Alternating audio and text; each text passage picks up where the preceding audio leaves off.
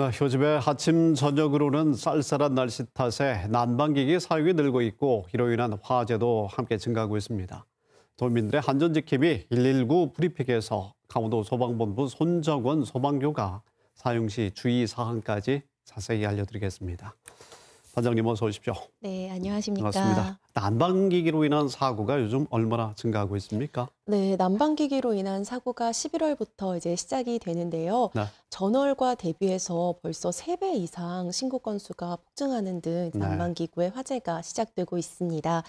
국가 화재정보 데이터를 통해 본 우리 강원도에 최근 3년간 난방기구 화재는 총 410건이었습니다.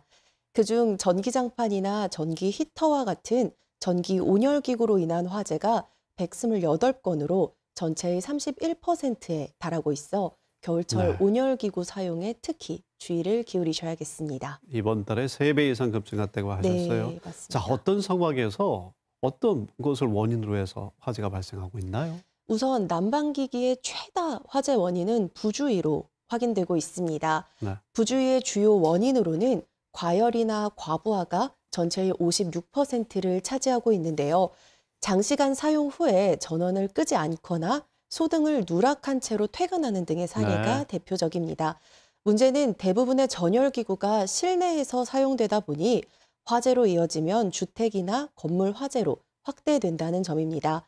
특히 우리 강원도는 다른 지역에 비해 목재 샌드위치 패널조가 많고 네. 산림이 인접하거나 가연물이 밀집된 전통시장이 많기 때문에 네. 대형 화재로 확산될 위험성이 높습니다.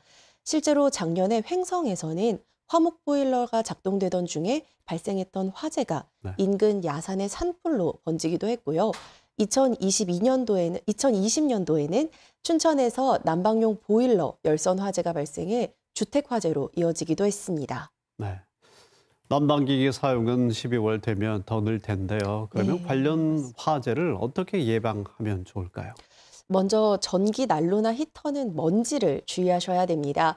오랜만에 난로를 꺼내셨거나 분진이 많이 발생하는 공간에서는 전기기구 사이에 먼지에 불이 붙을 위험성이 있기 때문입니다. 또한 난로나 히터를 사용하실 때는 벽이나 책상 하부 등에서 20cm 이상 떨어뜨려서 사용하시고요. 네. 전기장판 같은 경우에는 한두 시간 사용 시마다 10분 정도 꺼두시는 것을 추천드립니다. 취침 시에는 반드시 수면 모드로 돌려놓으셔야 안전합니다. 특히 전기장판 위에서 네. 라텍스 매트는 절대 금물입니다. 네. 열이 축적되어서 화재 발생의 위험성이 있습니다. 화목 보일러나 가스, 기름 보일러 등은 사용 전에 배기관 상태나 가스 누출 여부를 꼭 확인하시고 1년에 한두 번 정도 정기 검사를 받으시는 것을 추천드립니다. 또한 연통 내부에 이물질은 없는지 가연물이 너무 가까이 있지는 않은지 네. 반드시 확인하셔야겠습니다.